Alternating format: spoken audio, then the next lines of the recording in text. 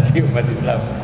Nah, itu dari sisi politis ya, ini hanya intermezzo saja. Nah, kita akan mendengarkan paparan dari Kiai mengenai bagaimana peta umat Islam di Indonesia ini ya. Apakah sudah mengalami perubahan yang sangat signifikan dibandingkan studi-studi yang dulu ya mengenai peta umat Islam di Indonesia ini. Kita mengenal misalnya ada klasifikasi Islam abangan, Islam santri gitu ya. Nah, sekarang ini apakah sudah mengalami perubahan yang sangat signifikan? Untuk itu, maka disiapkan hatinya untuk mendengarkan apa yang disampaikan oleh Profesor Kiai Haji Asep Saifuddin tadi. Kepada beliau kami persilakan. Bismillahirrahmanirrahim. Assalamualaikum warahmatullahi wabarakatuh. Inna hamdalillah wassalatu wassalamu ala rasulillah wa ala alihi wa sahbihi wa mawala amma ba'd.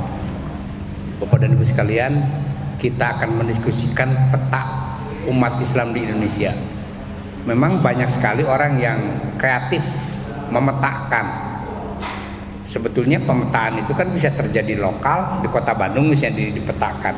Bisa saja orang membuat peta kehidupan umat Islam di kota Bandung, atau misalnya peta kehidupan umat Islam di Jawa Barat. Secara nasional sudah banyak para pakar yang mencoba memetakan.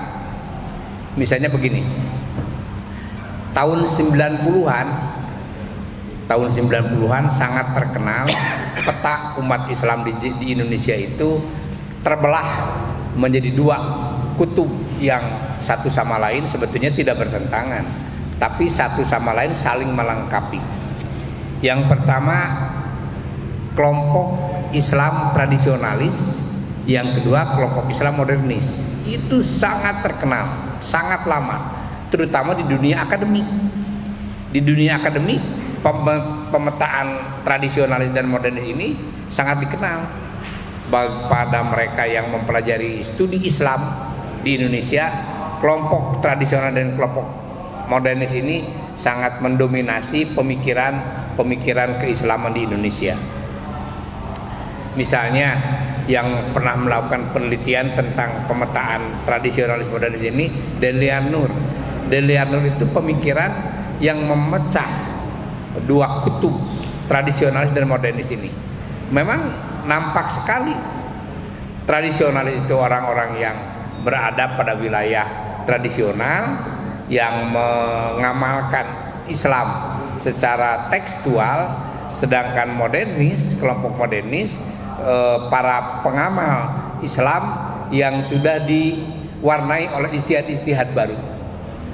Ijtihad-ijtihad baru ini merupakan terobosan para intelektual muslim yang baru, kemudian terutama para intelektual muslim yang baru datang dari Timur Tengah, belajar di Timur Tengah, juga belum ada warna barat sebetulnya pada tahun 90-an itu, tetapi bahwa ada alumni studi Islam di barat sudah mulai ada, tapi belum nampak sebetulnya. Nah, pemecahan tradisionalis modernis ini cukup lama mendominasi wawasan berpikir akademik para sarjana muslim di Indonesia. Itu tahun 90-an. Masih pada dekade yang sama turun pemikiran baru, khususnya yang digagas oleh Clifford Geertz. Clifford Geertz ini sejarahnya dia itu melakukan penelitiannya memang di Jawa, tetapi dikenalnya sebagai pemetaan Muslim Indonesia. Penelitiannya di Jawa, di Mojokerto. Dia mengklasifikasikan peta Islam itu ada yang tadi disebutkan oleh moderator, santri, priai, dan abangan. Setahu saya, buku Clifford Geertz ini menjadi rujukan utama para mahasiswa antropologi di Amerika. Jadi kalau mahasiswa mengambil jurusan antropologi di Amerika belum membaca buku Clifford Geertz ini belum sah.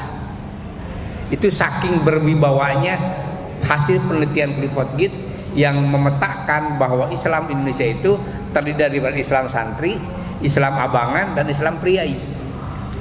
Kontroversinya juga cukup banyak. Banyak yang tidak setuju dengan pemilahan santri priai abangan ini. Kenapa? Karena ketika orang menyebutkan santri ada yang priai juga di situ. Ketika orang menyebutkan abangan ada yang santri juga. Ketika orang menyebutkan priai ada juga yang santri. Jadi santri itu mereka yang berpengetahuan keislamannya cukup tinggi, rata-rata lulusan pesantren, dan sekaligus mengamalkan keagamaan Islamnya juga cukup disiplin. Itu termasuk pada kelompok santri. Sedangkan kelompok abangan, abangan itu sebaliknya. Orang yang mengaku dirinya Islam tetapi dikenalnya oleh masyarakat itu Islam KTP. Jadi tetapi wawasan keislamannya kurang. Dia itu santri, bukan santri tapi disebut Islam abangan. Sedangkan Islam priai itu Islam masyarakat muslim tapi masuk kelompok elit. Ada yang menjadi birokrat, ada yang menjadi, itu masuknya pada kelompok Islam priai. Inilah 3 kelompok Islam di Indonesia ini cukup dominan juga. Setelah memang yang tadi tradisionalis dan modernis itu tergeser oleh klasifikasi baru yang digagas oleh Clifford Geertz ini. Clifford Geertz sendiri sebagai seorang antropolog dari Amerika, dia melakukan penelitiannya tidak kurang dari 3 tahun di Indonesia. Penelitiannya itu bukan kaleng-kaleng, tapi penelitian yang sangat serius dengan pembiayaan yang cukup besar. Orang-orang Barat itu kalau penelitian di Indonesia itu luar biasa, Pak. Luar biasa. Saya pernah melakukan penelitian yang dilakukan oleh orang Australia selama 2 tahun. Saya dibayar oleh orang Australia untuk membantu penelitian dia. Dia penelitiannya tentang pemetaan dakwah di Indonesia. Itu 2-3 tahun yang lalu lah, 3 tahun yang lalu. Sampai hasil penelitiannya dipresentasikan di Australia, dan hasil penelitiannya itu dipresentasikan lagi di Jerman.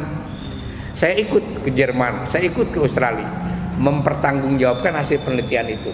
Jadi orang-orang Barat yang tertarik dengan fenomena keislaman di Indonesia itu cukup banyak. Yang dikenal dengan para Indonesianis. Para Indonesianis ini orang-orang Barat yang mempelajari tentang Indonesia, khususnya mempelajari tentang perkembangan pemikiran keislamannya. Kita juga pernah mengenal apa yang disebut dengan orientalis. Orientalis itu orang Barat yang tertarik dengan dunia Timur. Dunia Timur itu bukan hanya Indonesia, tapi India, Indonesia, kemudian Asia Tenggara lah pada umumnya. Itu menarik buat mereka. Misalnya daya tarik mereka itu begini. Kenapa Barat yang menjajah Indonesia cukup lama tapi tidak tergoyahkan, bahkan Indonesia itu berhasil mempertahankan dirinya sebagai bangsa yang berdaulat? Ini pertanyaan mereka sebetulnya. Kenapa misalnya orang-orang India dijajah oleh Inggris cukup lama tapi tidak luntur keindiaannya? Di India itu Islamnya cukup kuat juga. Kalau secara kuantitatif hampir sama dengan Indonesia. Hampir sama dengan Indonesia, tetapi kalau persentasenya memang Indonesia lebih banyak, hampir 90% atau sekarang 89%. India itu tidak kurang dari 50% karena jumlah penduduknya yang cukup banyak di India itu, sehingga kalau persentasenya di bawah Indonesia, tapi kalau kuantitasnya jumlahnya hampir sama dengan Indonesia. Saya pernah ke India, saya mengingatkan pada Pamijahan. Bagaimana di Pamijahan itu misalnya orang-orang Islam itu bersemedi di masjid-masjid, di makam-makam dan lain-lain. Saya akhirnya pernah berpikir, ini jangan-jangan sejarah Islam datang ke Nusantara ini melalui Gujarat. Kan teori Islam datang ke Nusantara itu ada 3 teori. Teori yang pertama menyebutkan bahwa Islam datang ke Nusantara itu langsung dari Mekah. Langsung dari Mekah, termasuk pemikirnya itu Hamka. Hamka itu berpendapat bahwa Islam datang ke Nusantara itu langsung dari Mekah. Kapan? Pada abad ke-8. hanya sekitar 1 abad setelah Islam turun di Mekah, abad ke-7. Kan Islam datang ke Mekah itu pada abad ke-6. Rasulullah meninggal pada abad ke-7. Pada abad ke-8 sudah masuk ke Indonesia. Memang salah satu buktinya adanya makam-makam Islam di Sumatera. Nah, sehingga mereka meyakini Islam datang ke Indonesia, ke Nusantara melalui langsung dari Mekah. Teori yang kedua menyebutkan bahwa Islam datang ke Nusantara melalui Gujarat. Ini agak rasional kalau menurut saya ya. Pada waktu itu, pada abad ke-8 itu belum terkenal transportasi seperti sekarang kan. Ada kapal terbang macam-macam. Jadi bagaimana bisa datang dari Mekah langsung ke Nusantara? Pastinya juga melalui kapal laut. Kalau kapal laut hampir pasti mampir di Gujarat. Hampir pasti mampir di Gujarat. Dari Gujarat ke Cina misalnya. Bahkan ada yang menyebutnya Islam datang ke Nusantara itu melalui Cina. Jadi Cina itu sebetulnya dalam sejarahnya itu punya jasa mengantarkan Islam dari Mekah melalui Cina langsung ke Nusantara. Jadi wajar kalau Nabi Muhammad pernah menyebutkan utlubul ilma walau bisin. Jadi mungkin Nabi Muhammad pernah memprediksi bahwa Islam datang ke Nusantara itu melalui Cina.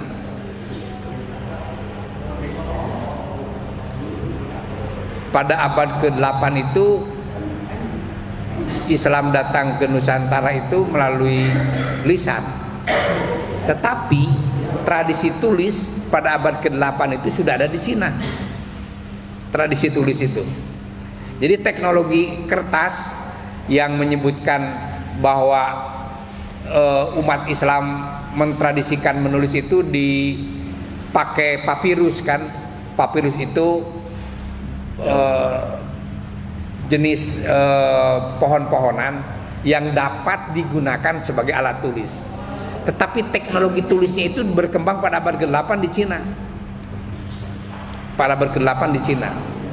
Itu teknologi tulisnya. Lalu berkembanglah tradisi menulis. Pada zaman Nabi Muhammad tradisi menulis itu kan tidak berkembang. Kenapa tidak berkembang? Dikhawatirkan ada percampuran antara hadis Nabi dengan Quran. Sehingga Rasulullah membatasi jangan ditulis kecuali orang-orang tertentu yang ditugaskan oleh Nabi Muhammad untuk menuliskan setiap wahyu yang diterimanya, setiap hadis dan setiap wahyu yang diterimanya. Jadi takut percampuran itulah sehingga tidak berkembang tradisi menulisnya. Tapi setelah Rasulullah wafat berkembang tradisi nulis, termasuk mustalahul hadis. Pada zaman Nabi tidak ada ilmu mustalahul hadis itu. Pada zaman Rasulullah belum ada ilmu mustalahul hadis itu. Mulai berkembang pada zaman tabi'in. Pada zaman sahabat saja belum. Pada zaman tabi'in mulai berkembang ilmu mustalahul hadis. Salah satunya itu. Nah, jadi menurut saya klasifikasi santri, abangan dan priai itu dari situ mulainya. Jadi sejak awal yang di Indonesianya berdasarkan penelitian Clifford Geertz, The Religion of Java. Buku Clifford Geertz itu yang terkenalnya itu The Religion of Java, agama Jawa.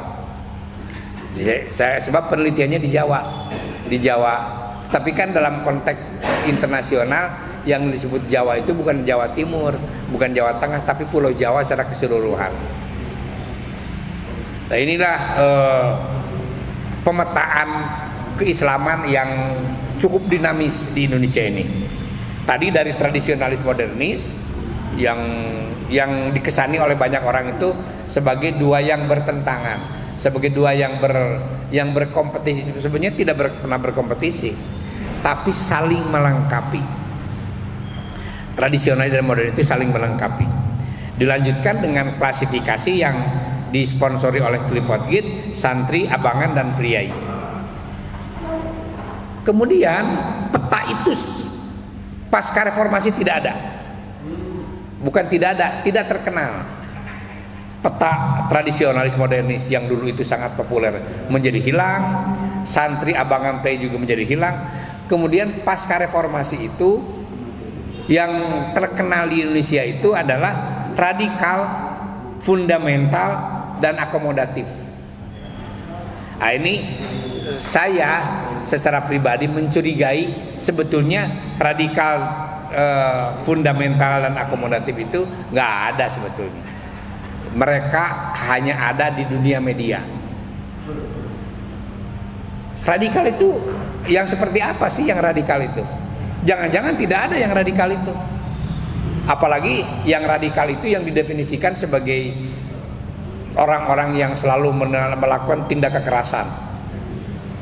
Saya tidak percaya Islam itu mengajarkan rahmatan lil alamin, rahmat bagi semua alam. Jadi tidak ada yang radikal itu. Semua agama tidak ada yang mengajarkan peperangan. Dalam Islam perang itu dikenal sebagai upaya mempertahankan diri, bukan melakukan penyerangan. Sejak zaman Rasulullah, perang-perang zaman Rasulullah itu mempertahankan diri. Sejak Rasulullah berhijrah ke Madinah, di Madinah lah terjadi peperangan mempertahankan diri karena dikejar-kejar oleh kafir Quraisy. Kafir Quraisy itu yang tidak setuju dengan ajarannya Nabi Muhammad dikejar-kejar meskipun Nabi Muhammad sudah pindah ke Madinah. Perang Badar, perang Uhud, itu semuanya terjadi setelah hijrah ke Madinah. Jadi saya di Indonesia terkenal dengan kelompok radikal itu di mana sebetulnya? Yang mana? Kalaupun ada hanya 1-2 orang saja dibanding dengan 200 juta orang, bagaimana orang bisa mengklaim bahwa terdapat kelompok radikalis? Jadi kelompok radikal itu sebetulnya hanya ada di dunia media. Kebetulan pasca reformasi itu tahun 2000-an itu kan dunia media semakin berkembang cepat. Teknologi digital itu sudah mendominasi kehidupan masyarakat Indonesia. Apalagi sekarang tahun 2020-an itu apalagi. Tahun 2020-an itu lebih dahsyat lagi dunia media itu. Jadi medialah yang yang menyuarakan adanya Islam radikal, Islam fundamental dan Islam akomodatif. Saya subjektif saya tidak percaya ada itu. Itu hanya ada dalam bahasa politik. Hanya ada dalam bahasa politik untuk mendiskreditkan masyarakat muslim. Jadi perang opini sebetulnya. Perang opini bagaimana menggeser peran. Kan diakui oleh dunia bahwa umat Islam itu punya peran yang sangat besar di Indonesia. Semuanya segalanya terserah umat Islam. Zaman Orde Baru, bapak-bapak mungkin masih ingat. Zaman Orde Baru itu kan pemilihan DPR legislatif dan presiden itu yang dipilih itu bukan orang tapi partai. Oleh karena itu dikenal dengan vote getter. Vote getter itu hanya pengumpul suara saja. Itu para ulama.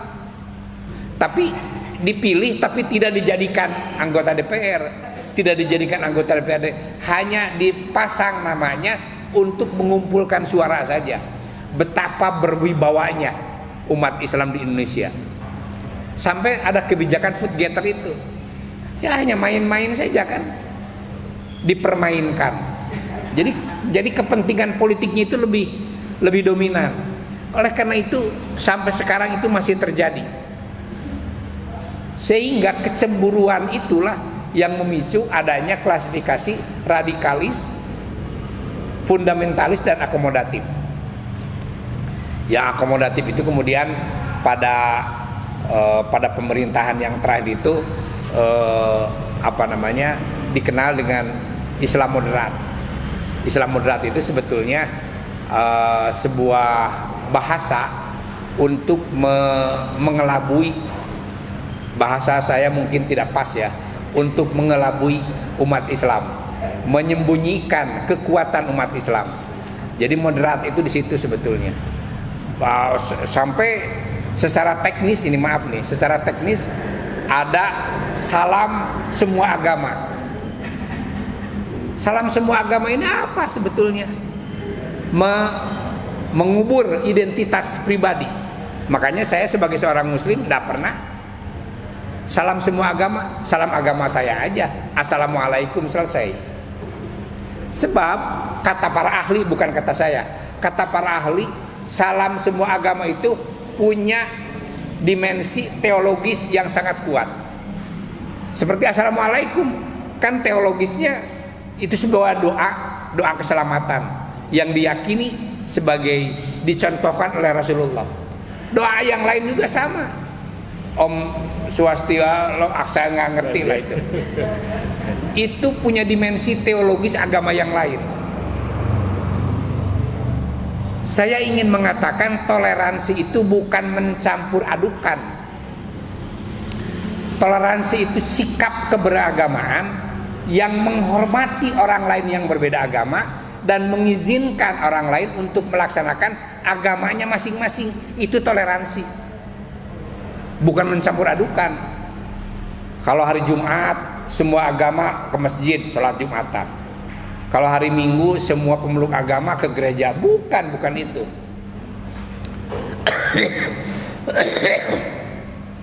Salam semua agama menurut saya ada unsur mencampur adukan. Menurut saya ya, jadi bapak-bapak boleh beda pendapat dengan saya. Tapi kalau saya ditanya, kenapa saya tidak pernah memberikan salam semua agama? Karena di situ ada unsur mencampur adukan. Tidak ada dalam toleransi mencampur adukan agama. Yang benar itu jelas benar, yang salah itu jelas salah. Wala talbisul haqqo bil batil. Itu teologi Islam jelas menyebutkan, jangan pernah mencampur adukan yang hak dengan yang batil. Itu resiko dari adanya Islam moderat, akomodatif itu, sebagai lawan dari adanya fundamental dan radikal. Fundamental dan radikal sendiri, seperti tadi saya katakan, saya secara pribadi tidak percaya ada yang radikal dan ada yang fundamental. Apalagi apabila radikal dan fundamental itu didefinisikan sebagai umat Islam yang selalu yang hobinya melakukan tindak kekerasan atas nama agama. Apalagi tindak kekerasan atas nama agama itu sebetulnya nggak ada. Kalaupun ada, bukan hanya Islam. Semua agama punya dimensi tindak kekerasan. Tahun 93 apa 94 saya lupa lagi, pernah terjadi pemboman pusat pemerintahan di Amerika. Waktu itu presidennya Bill Clinton. Langsung Bill Clinton itu menuduh orang Islam. Orang-orang Islam yang ada di Amerika protes pada Clinton. Karena demokrasinya kan sangat liberal, jadi boleh protes kepada presiden. Beruntung kurang dari 1 minggu diketemukan pelakunya. Siapa pelakunya? Orang fundamentalis Katolik, McCarthy. Nah, karena memang fair, di Amerika itu fair demokrasinya, Bill Clinton minta maaf kepada umat Islam. Karena memang pelakunya bukan umat Islam. Jadi umat Kristen juga punya dimensi radikal. Punya dimensi radikal juga. Kemudian yang lainnya, Gandhi itu pemimpin agama Hindu di India. Matinya gimana? Matinya ditembakkan. Siapa yang menembaknya? Pemeluk Hindu. Waktu itu Gandhi itu sedang kampanye bagaimana Islam dengan Hindu itu supaya bersatu. Kalau Islam dan Hindu tidak bersatu, akan sulit menghadapi Inggris. Nah, ketika Gandhi itu kampanye agar Islam dan Hindu itu bersatu, ada pengikut Hindu yang tidak setuju. Tidak setuju Islam dan Hindu itu bersatu. Nah, sebelum Gandhi itu berhasil menyatukan Islam dan Hindu, ditembak terlebih dahulu Gandhinya. Coba dilihat di film Gandhi. Film Gandhi itu aslinya itu berapa jam ya? 6 jam aslinya itu. Saya pernah nonton berkali-kali. Pernah ditayangkan di televisi swasta Indonesia itu hanya 2 jam. 2 jam juga sudah dicampur dengan iklan. Jadi sudah banyak yang dipotongnya. Kalau yang aslinya itu 6 jam. 6 jam tanpa iklan. Itu film Gandhi. Film Gandhi yang akan mempersatukan Hindu dengan Islam di India. Jadi Islam itu pernah berkuasa cukup lama di India itu. Cukup lama, sangat lama. Peninggalannya sampai sekarang masih sangat kuat. Sejumlah masjid di India itu masih sangat kuat. Saya beberapa hari berkeliling-keliling di India, mengunjungi sejumlah masjid. Yang terkenalnya kan Taj Mahal. Taj Mahal itu sekarang jadi museum. Dulunya pertama kali dibangunnya itu masjid Taj Mahal itu. Sejauh yang saya amati, hampir di semua kota itu kotor. Jadi kira-kira jika di Kosambi tahun 70-an lah, banyak sampah. Kecuali di Agra. Agra itu bersih. Agra itu kota tempat berdirinya Taj Mahal. Kan kotoran sapi itu dibiarkan begitu saja, kan tidak boleh dibersihkan kan, karena memang sapi itu binatang yang suci. Jadi kotorannya pun dihormati. Sehingga kotor kota-kota di India itu, kecuali kota Agra sangat bersih. Tempat berdirinya Masjid Taj Mahal. Itu peninggalan Islam. Pada abad ke-6. Jadi kalau dibandingkan dengan Amerika, dunia timur itu sudah lebih dulu maju. Amerika itu abad ke-16, baru ditemukan oleh Columbus. Itu abad ke-16. Padahal Indonesia abad ke-5 sudah punya Borobudur. Abad ke-5. Amerika abad 16 baru ditemukan. Belum punya apa-apa, belum punya perguruan tinggi, belum punya sumber daya manusia, tapi mereka itu mendahulukan pembangunan sumber daya manusianya. Bikin perguruan tinggi yang hebat-hebat sampai sekarang. Jadi kehebatan Amerika itu sebetulnya OKB, orang kaya baru. Abad ke-16 baru ditemukan, abad 16, abad 17 baru bikin universitas, abad 17. Jadi perguruan tinggi terkenal di Amerika itu rata-rata berdirinya abad ke-16, abad ke-17, abad ke-18. Abad 17, abad 18 baru berdiri perguruan tinggi. Jadi coba saja lihat sejarah perguruan tinggi yang sangat tua di Amerika itu. Abad ke-17, abad ke-18. Karena abad 16-nya baru ditemukan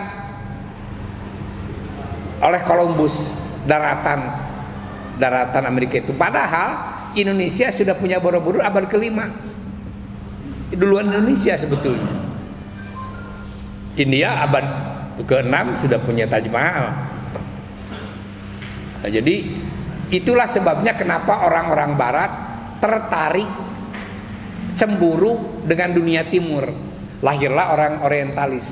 Orang orientalis itu orang barat yang tertarik dengan dunia timur.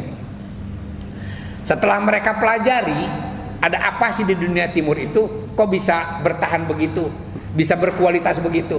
Ternyata ada satu yang tidak dimiliki oleh barat. Apa? Agama. Jadi di Indonesia itu ada Islam yang sudah ada sejak abad ke-8. India punya Hindu yang sudah punya sejak abad ke-5 sebelum Masehi. Sudah lebih tua lagi. Jadi abad ke-5 sebelum Masehi sudah lahir agama Hindu di India sampai ke Indonesia. Di Indonesia juga kuat kan, pernah kuat Hindu-Budanya itu. Hindu-Buddha di Indonesia itu pernah kuat. Yang paling kuat Buddha itu di Bali. Hindu. Tapi Buddha juga cukup kuat. Tetapi Buddha itu bubar di tempat kelahirannya India. Buddha itu bubar di tempat kelahirannya di India. Hanya sudah diselamatkan di Thailand, diselamatkan di Jepang, diselamatkan. Jadi kalau tidak diabadikan di Thailand dan di Jepang, sudah selesai, nggak ada lagi. Termasuk Indonesia. Indonesia itu Borobudur itu punya Buddha. Itu daerah-daerah yang mengabadikan, yang memelihara, yang melanggengkan agama Buddha itu. Jadi orang orientalis itu sebetulnya bukan hanya tertarik dengan Islam,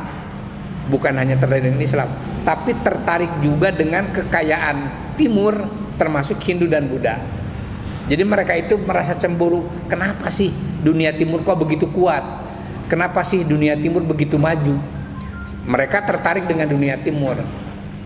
Nah, memang dunia Timur juga tertarik dengan dunia Barat, sehingga berkembanglah apa yang disebut dengan Oksidentalisme. Oksidentalisme itu tidak berkembang seperti perkembangannya Orientalisme. Jadi Orientalisme itu pertama kali lahir itu motifnya itu untuk kolonialisme. Motifnya kolonialisme. Jadi Barat ingin menjajah Timur, kemudian dia bikin Orientalisme. Nah, sekarang ketertarikan dunia Barat pada Timur itu sudah bukan kolonialisme lagi, sudah kepentingan akademik. Banyak orientalis yang ahli tentang Islam tapi tidak menjadi Muslim. Saya beberapa kali ketemu dengan seorang yang Islam, pengetahuan Islamnya kuat, bahkan ada yang hafal Quran tapi dia bukan Muslim. Ketika saya tanya, kenapa Anda tidak masuk saja pada Islam? Oh, itu soal hidayah katanya. Jadi dia itu jawabannya benar juga, soal hidayah. Tapi dia hebat sekali tentang keislamannya. Dan mereka sudah tidak mau disebut orientalis. Mereka disebutnya Muhammadanism atau Islamisis, ahli tentang Islam, tapi bukan seorang Muslim. Itulah kehebatan dunia Barat, tertarik dengan dunia Timur saja sampai melahirkan para ahli tentang Timur, disebut orientalis. Nah, itu radikal, fundamental, dan akomodatif petanya itu. Kemudian ada satu lagi peta yang menarik menurut saya, karena cukup monumental di Indonesia, itu berdasarkan paham yang terbentuk jadi ormas NU, ormas Muhammadiyah, ormas Persis. Itu tiga yang kuatnya itu. Yang lain-lainnya itu ikut pada yang tiga itu. Misalnya ada Matlaul Anwar. Matlaul Anwar itu sebetulnya NU-nya Banten. Di Banten itu para kaum Nahdiyin itu berkumpul membentuk sebuah aliansi khusus menjadi Matlaul Anwar. Kemudian NU-nya di NTB ada juga.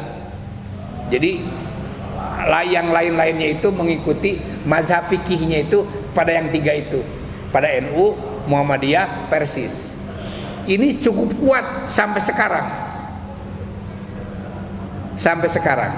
Jadi kalau orang berpendapat, ada yang berpendapat bahwa kekuatan Islam Indonesia itu tergantung dari menyatunya, berkolaborasinya NU, Muhammadiyah, Persis, selesai. Oleh karena itu, saya pribadi kemarin waktu mau pilpres itu, bersekutunya Anies dengan Muhammadiyah itu, saya tuh sangat tepuk tangan, sangat bahagia saya. Karena itu bersatunya kelompok modernis yang diwakili oleh Anies dan kelompok tradisionalis yang diwakili oleh Muhaimin. Itu selesai Pak, Islam itu. Sayangnya tidak jadi. Sayangnya tidak jadi. Kalau itu berhasil, kolaborasi yang luar biasa akan sangat berpengaruh terhadap masa depan Islam Indonesia. Jadi kalau sekarang masih ada upaya untuk menyatukan NU Muhammadiyah, itu sebetulnya sudah lama. Dan orang yang cemburu kepada Islam itu selalu berusaha bagaimana agar NU dan Muhammadiyah bentrok. Jadi NU dan Muhammadiyah itu Pak selalu diupayakan oleh orang lain diadu-adu. Jadi kalau ada NU dan Muhammadiyah sekarang itu gontok-gontokan, itu jahatnya orang-orang yang sinis pada Islam. Dan tidak akan pernah berhasil. Coba pernah nggak berhasil? NU dan Muhammadiyah perang? Nggak pernah. Sebab elit NU dan elit Muhammadiyah itu masing-masing punya toleransi yang sangat besar, punya penghormatan yang sama besar. Muhammadiyah menghormati NU, NU menghormati Muhammadiyah. Karena para pendirinya sama.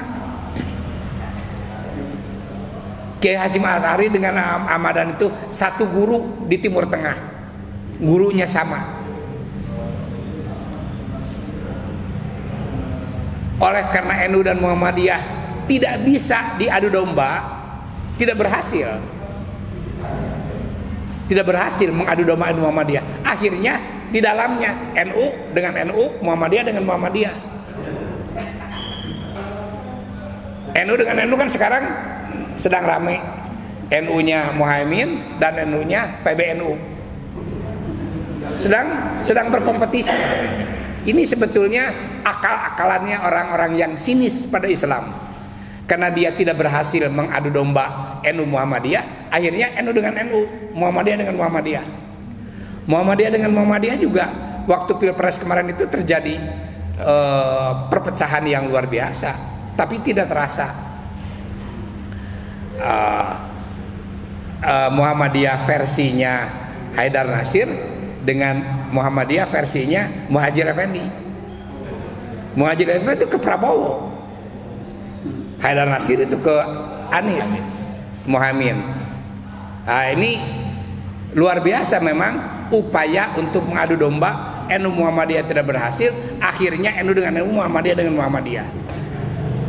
Jadi kita harus hati-hati, jangan pernah mau diadu-adu antara NU dan Muhammadiyah. Jadi saya kenapa merasa reus ya ketika Anies dengan Muhaimin Iskandar itu berkolaborasi secara politik ya. Berkolaborasi secara politik itu satu pintu keberhasilan yang luar biasa. Ada satu lagi peta umat Islam di Indonesia ini, peta yang didasarkan pada kepentingan politik. Kalau dulu ada Masyumi itu sangat kuat melawan PKI. Tahun 55 itu pemilu pertama kali Masyumi itu luar biasa melawan PKI. Nah, kemudian itu dibubarkan oleh Soekarno, kemudian lahirlah partai-partai politik yang punya basis keislaman yang sangat kuat. Tahun 73 lahir P3. Tahun 73 lahir P3. Jadi P3 itu partai umat Islam yang sangat tua. Jadi kalau sekarang tidak punya kursi di legislatif, sebetulnya itu karena para pengurusnya saja yang kalau menurut saya ya, yang bikin masalah itu. Umatnya masih banyak, umat P3 itu masih banyak. Tetapi karena memang para pengurusnya yang kurang yang kurang punya wawasan politik keagamaannya yang sangat kuat, sehingga sekarang tidak punya kursi di DPR itu. Nggak tahu kalau DPRD-nya. Ada PKS juga kan menjadi kontroversi kan. PKS itu sebetulnya ada harapan dia memikul, menanggung semangat keislaman yang sangat kuat. Kemudian PAN yang disebut-sebut sebagai partainya Muhammadiyah karena gara-gara didirikan oleh Amin Rais. Tapi kan sekarang sudah bukan oleh Amin Rais lagi. Kemudian PKB itu disebut-sebut sebagai partai politiknya orang-orang Nahdliyin. Ya itu masih agak lumayan lah. Meskipun memang untuk Jawa Timur kan kemarin pilkadanya perang antara PKB dengan NU. Jadi NU-nya diwakili oleh Khofifah, kemudian PKB-nya diwakili oleh siapa itu yang sering jadi juru bicaranya PKB itu. Ini juga peta yang kadang-kadang menguntungkan, tapi kadang-kadang juga tidak menguntungkan. Kita harus hati-hati, jangan sampai pemetaan ini merugikan umat Islam.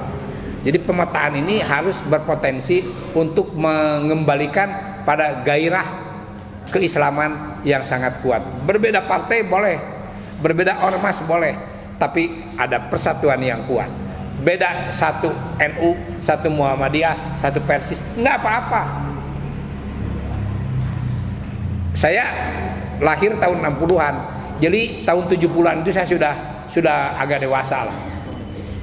Tahun 70-an itu kalau ada bikin masjid suka kunut, dibikin lagi masjid di pinggirnya yang tidak kunut. Itu sampai tahun 70-an. Jadi kenceng persaingan NU Muhammadiyah itu. Tapi kalau sekarang tidak. Kadang-kadang satu masjid kalau imamnya kunut, jamaahnya tidak kunut, ya diam aja. Kalau imamnya tidak kunut, jamaahnya juga ikut tidak kunut, tidak usah sujud sahwi. Jadi sekarang menurut saya perbedaan NU Muhammadiyah itu sudah semakin dewasa. Kehadiran Majelis Ulama inilah yang harus menjadi juru selamat dari kemungkinan terjadinya perpecahan antar umat Islam. Gara-gara beda partai, gara-gara beda ormas, ini harus dihindari. Jadi para pemimpin umat yang ada di kecamatan, yang ada di desa, yang ada di kota, yang ada di provinsi, bahkan secara nasional, itu harus menjadi kekuatan penyelamat. Harus menjadi kekuatan penyelamat, harus menjadi kekuatan pemersatu. Karena memang kita bukan tidak mungkin ya, agak susah menyatukan ormas, agak susah menyatukan partai politik. Satu-satunya yang dapat disatukan adalah visi dan misinya. Beda partai boleh, beda ormas boleh, tapi visinya sama, visinya wahdatul umat. Kebersamaan yang sangat kuat inilah yang sangat ditakuti oleh orang-orang di luar Islam. Orang-orang non-Islam itu sangat takut kalau Islam itu bersatu. Dan orang itu akan ketawa kalau kelihatan umat Islamnya tidak bersatu. Saya kira ini sekedar sekedar pengantar diskusi kita pada pagi hari ini tentang pemetaan umat Islam Indonesia. Terima kasih. Assalamualaikum warahmatullahi wabarakatuh.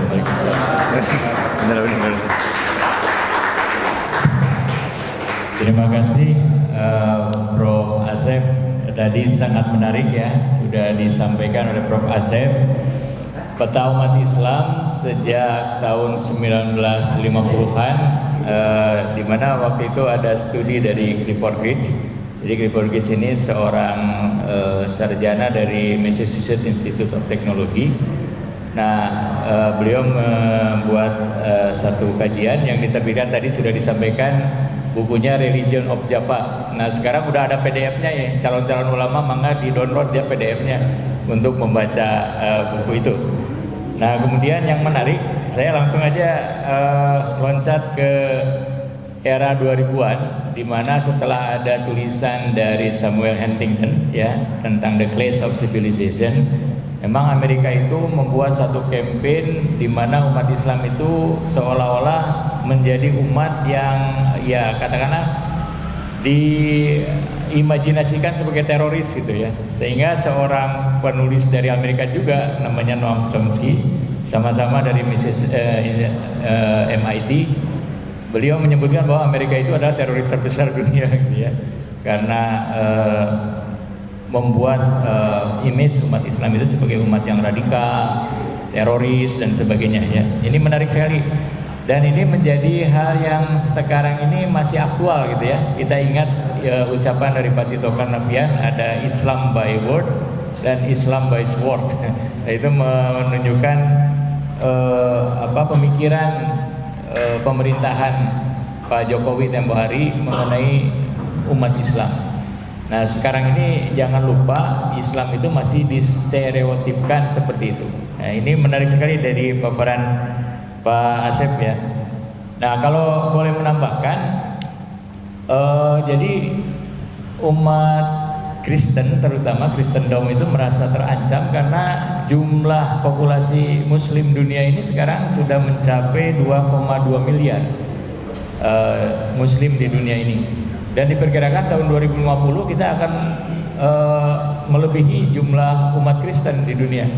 Sekarang jumlah umat Kristen itu 2,6 miliar. Jadi sebentar lagi kita akan menyalip umat Kristen. Sehingga bagaimana caranya supaya Islam ini dihentikan pergerakan pertumbuhannya gitu ya. Nah, tadi seperti yang disampaikan oleh Prof. Asep di awal, orientalisme ini adalah motifnya untuk mengekang Islam dari sisi perkembangan karena ada semangat yang disebut rekonkesta ya, balas dendam itu dengan melakukan imperialisme. Tapi ternyata tidak bisa dicegah dengan imperialisme. Tetap umat Islam itu terus-menerus berkembang di dunia ini.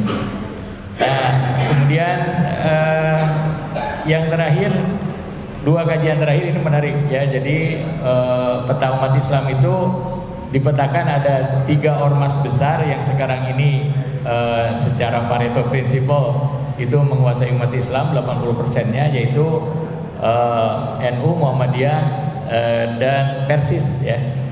Yang satu tradisionalis, yang dua ini modernis lah, katakanlah gitu, Islam modernis. Walaupun seperti yang tadi disampaikan sudah kurang relevan lagi sekarang ini. Dan yang terakhir adalah bagaimana umat Islam ini terfragmentasi sekarang kepada beberapa partai. Ya, ada yang mendekati kolaps seperti P3 misalnya ya. Ada yang sekarang ini berjuang meraih lagi kepercayaan dari masyarakat karena kemarin melakukan blunder seperti PKS misalnya. Nah, ada PAN, ada PKB yang sekarang ini masih menikmati ya privilege karena bergabung dengan tim ya seperti itu. Oke, saya buka 3 pertanyaan pertama dari peserta dulu ya, Profesor. Dari peserta dulu ya. Ya dari Pak Arsan 1. Ya. 2 dari siapa? Ibu Kalian. Yang ketiga, mangga Pak Opik. Benar ketiga. Ya, pertanyaan dulu dari Kiai Hasan, silakan. Assalamualaikum warahmatullahi wabarakatuh. Waalaikumsalam. Saya sudah banyak mendengar, tapi yang saya dengar barusan dari Pak Profesor Asep Samu adalah hal yang baru banget. Hal yang baru banget. Dan ini penting banget. Saya hanya ingin diskusi aja sedikit. Alhamdulillah saya diamanahi oleh Profesor Dr. Miftah Farid menjadi Ketua Bidang Ekonomi Umat. Waktu itu Pak Asep, Profesor Samu, saya berpikir umat itu di mana? Ada di partai, ada yang tadi disebut NU, Muhammadiyah, Persis dan sebagainya. Tapi yang pasti di masjid, Jadi saya kira yang masuk ke masjid jelas umat banget. Jadi alhamdulillah atas bimbingan Profesor Samu juga sama Kiai Miftah ya, kita bidang ekonomi melaksanakan membimbing membangun koperasi syariah berbasis masjid. Dan di Bandung ini zaman Dadarus ada, dengan Profesor Samu juga sudah terbukti ada 4.200 lebih masjid. Tapi setelah saya dengan teman-teman bidang ekonomi melanjutkan setiap hari Jumat pagi 6:30 saya sudah sampai sini, Prof. Kadang-kadang karena sekarang subuh itu jam 4, kadang-kadang 5:30 sudah sampai sini saya. Tapi ternyata mohon maaf, PKU ini semuanya juga mungkin belum ada yang ke MUI Bandung hari Jumat pagi. Maksud saya urusan ekonomi ini masih urusan yang, mohon maaf kata-kata saya aja ini masih sulit bagi PKU, bagi umat ekonomi ini. Tadi karena pembukaan oleh MC juga ekonomi ini disebut, walaupun sama sebagai MC tapi nyebut ekonomi juga. Saya hanya menghimbau dan diskusi dengan Profesor Samu, apakah yang saya lakukan ini di bidang ekonomi atas amanah dari Profesor Dr. Miftah Farid masih terus dilanjutkan dan lebih kuat lagi, atau bersama-sama dengan ulama semua ini yang di belakang ini, semua ini dan teman-teman, bukan bidang ekonomi aja melaksanakan. Itu aja. Assalamualaikum warahmatullahi wabarakatuh. Perkenalkan, nama saya Ali Rosadi dari bidang pendidikan MUI Cibiting Ali Rosadi. Tentang peta politik ini saya mendapat informasi bahwa Islam itu terbagi-bagi dalam pemikiran. Ada Islam sekuler, Islam liberal, Islam tradisional, Islam modern, dan Islam radikal. ini sedang berkembang di masyarakat pada intinya. Jadi ada yang berusaha untuk memecah seperti dan yang harus dibubarkan, harus dihalang-halangi adalah Islam radikal seperti itu. Jadi yang harus diselamatkan yang jelas Islam tradisional. Ini pemahaman ini mohon maaf dari mana seperti itu. Terima kasih. Ada persoalan ekonomi. Jadi klasifikasi keislaman yang tadi saya sebutkan itu memang dimensi ekonomi ini umumnya menengah ke bawah. Ini persoalan. Saya kira ini warisan penjajah ya. Jadi warisan penjajah itu dua yang melekat sampai hari ini. Pertama ekonomi, dua politik. Penjajah itu kan mengizinkan umat Islam itu untuk melaksanakan agamanya masing-masing. Sholat saya fasilitasi, masjid dipanggilkan, ke Mekah disiapkan pesawatnya. Tapi tolong jangan urus politik. Kan sampai sekarang umat Islam itu banyak yang masih alergi dengan politik. Bahkan ada pendapat jangan mencampur adukan agama dan politik. Kalau menurut saya tidak mungkin. Tidak mungkin agama dan politik itu dipisahkan. Agama dan politik itu dua sisi yang satu sama lain saling memperkuat. Semua agama punya concern yang sangat kuat terhadap politik.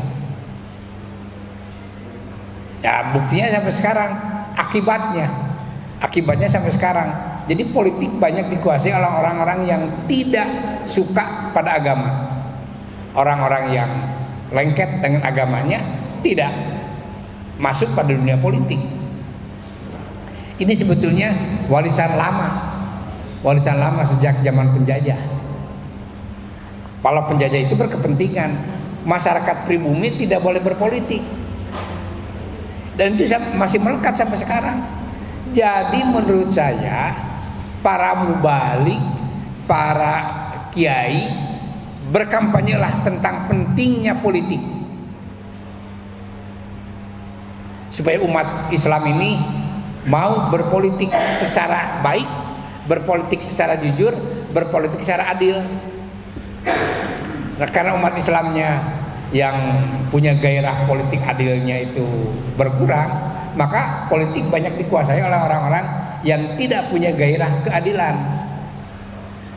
Jadi bukan salah teing lah sebutnya mereka itu, karena memang mereka tidak punya pegangan. Umat Islam yang punya pegangan, yang hak dan yang batil, dia tidak mau berpolitik.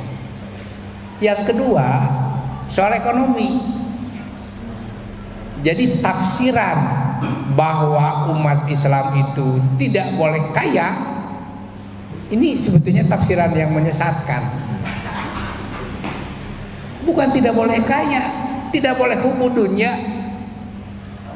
Kalau kaya ya silakan saja, selama kekayaannya itu berimbang dengan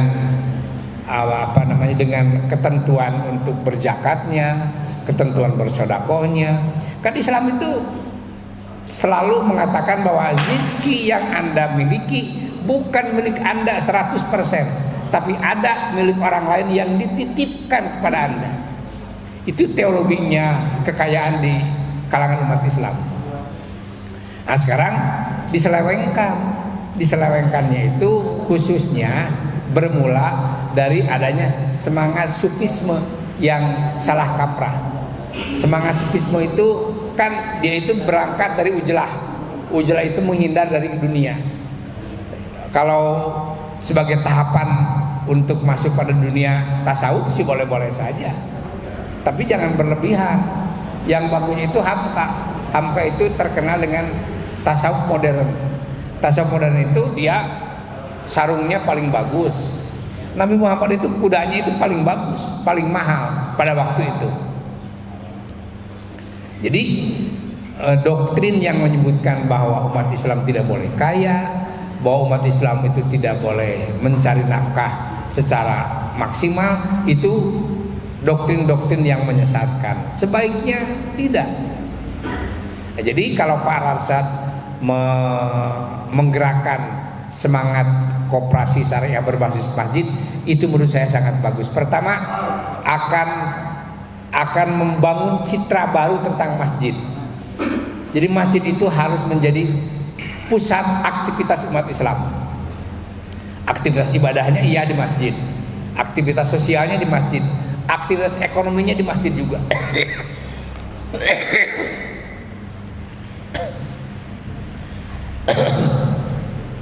Jadi kegiatan ekonomi syariah bermasjid-masjid itu menurut saya akan membangun citra baru masjid, itu yang pertama. Yang kedua, sekaligus juga akan mensejahterakan umat Islam yang tadi saya katakan menengah ke bawah. Ada juga sih yang masuk pada kategori orang kaya di Indonesia, ada ya, tapi jumlahnya tidak seimbang dengan jumlah umat Islam di Indonesia. Ya, yang disebut-sebut sebagai orang kaya, Islam kaya di Indonesia itu misalnya Khairul Tanjung. Tapi berapa orang? 9 naga itu masih dikuasai oleh orang-orang non-muslim. Nah, ini harus dirubah sebetulnya. Yusuf Hamka lah. Yusuf Hamka juga kan asalnya mualaf kan. Asalnya mualaf Yusuf Hamka juga. Tapi dia tidak mengendurkan semangat ekonominya. Ya sudah ada sih yang masuk pada kategori orang-orang kaya di Indonesia yang berlatar belakang Islam, tetapi jumlahnya belum seimbang dengan jumlah demografi Islam di Indonesia. Ini harus dirubah. Saya kira ikhtiar Pak Arsad ini salah satu ikhtiar yang produktif, yang positif untuk merubah citra ekonomi umat Islam itu. Tapi kita harus serius. Keseriusannya itu salah satunya memajukan perekonomiannya. Itu yang pertama. Yang kedua, ada citra liberal dan sekuler. Liberal sekuler itu sebetulnya kategorisasi berpikir saja. Sebetulnya berpikir itu dianjurkan oleh umat Islam, oleh ajaran Islam. Ajaran Islam itu sangat memberikan prioritas yang sangat kuat terhadap berpikir. Orang yang berpikir itu dikesani orang liberal, dikesani orang sekuler. Itu sebetulnya kesan-kesan saja, kesan dari produk pemikirannya. Produk pemikiran umat Islam itu tentang agamanya melahirkan kesan sekuler, melahirkan kesan liberal. Sebetulnya saya percaya kepada orang-orang yang disebut-sebut sebagai orang liberal itu, dia masih punya komitmen keislaman yang sangat disiplin, yang sangat kuat. Saya percaya itu. Misalnya almarhum Pak Harun Nasution itu sebagai orang rasionalis, orang yang dikenal sebagai Mu'tazilahnya Indonesia. Tapi dia itu ujungnya dia masuk tarekat Abah Anom. Masuk tarekat Abah Anom. Kalau menurut saya tidak mungkin dia masuk tarekat kalau komitmen keislamannya tidak kuat. Itu orang yang dituduh sebagai orang liberal. Jadi orang yang mendapat julukan liberal sekuler itu, saya berhusnuzon mereka masih punya komitmen keislaman yang sangat kuat. Adanya istilah liberal, ada istilahnya sekuler itu hanya sebutan orang-orang di luar dia tentang cara berpikirnya tentang keislaman. Padahal cara berpikir itu kan tidak mungkin lahir Muhammadiyah, tidak mungkin lahir NU, tidak mungkin lahir Persis kalau dia tidak berpikir. Pemikiran itulah yang membuat kelompok-kelompok mazhab itu, mazhab juga kan adanya karena dia berpikir. Imam Syafi'i dia punya ijtihad, dia punya berpikir. Tidak mungkin dia berijtihad kalau dia tidak berpikir. Jadi dasarnya itu landasannya berpikir. Landasan para mujtahidin, para ulama mazhab itu landasannya berpikir. Kalau tidak berpikir tidak mungkin lahir mazhab-mazhab itu. Mazhab itu bukan hanya mazhab fikih, mazhab teologis juga sama berkembang di dunia Islam.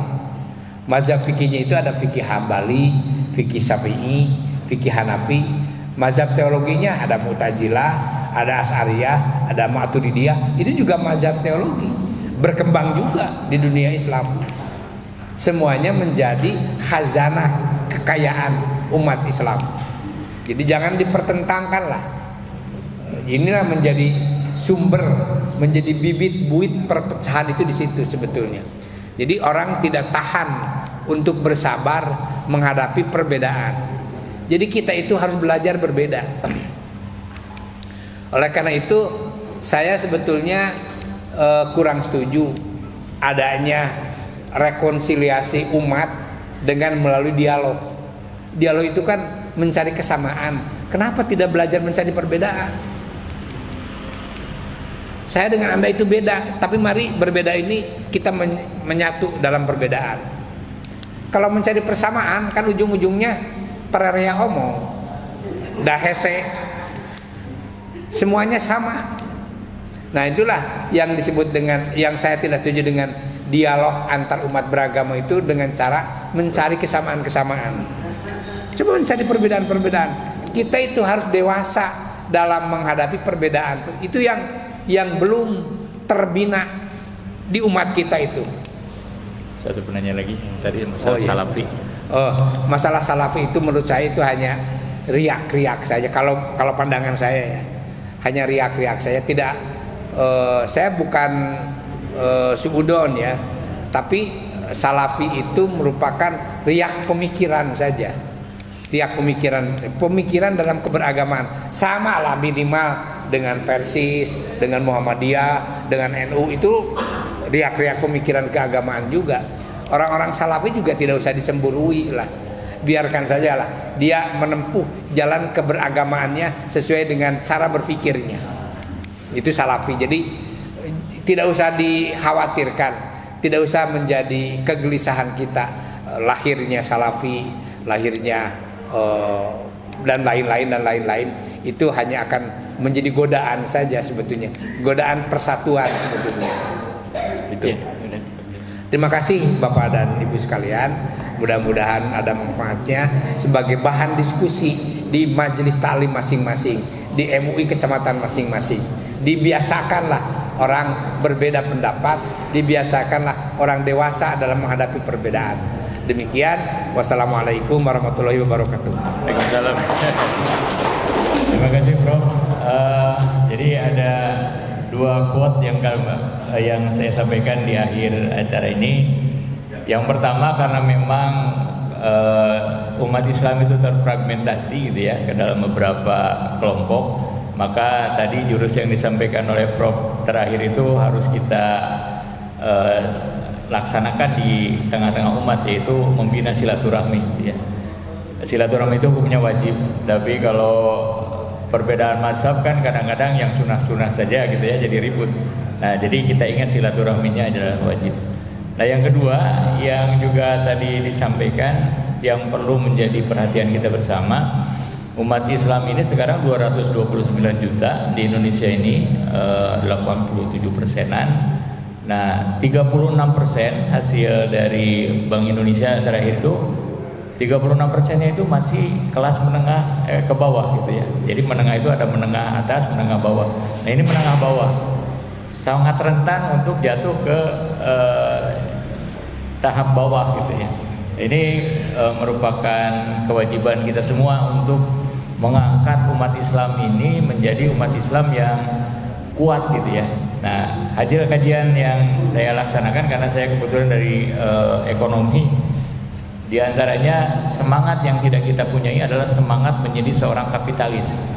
Nah itu yang menyebabkan umat Islam itu terpuruk usahanya.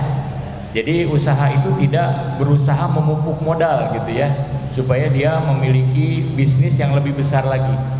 Nah kebanyakan sudah puas dengan apa yang didapat.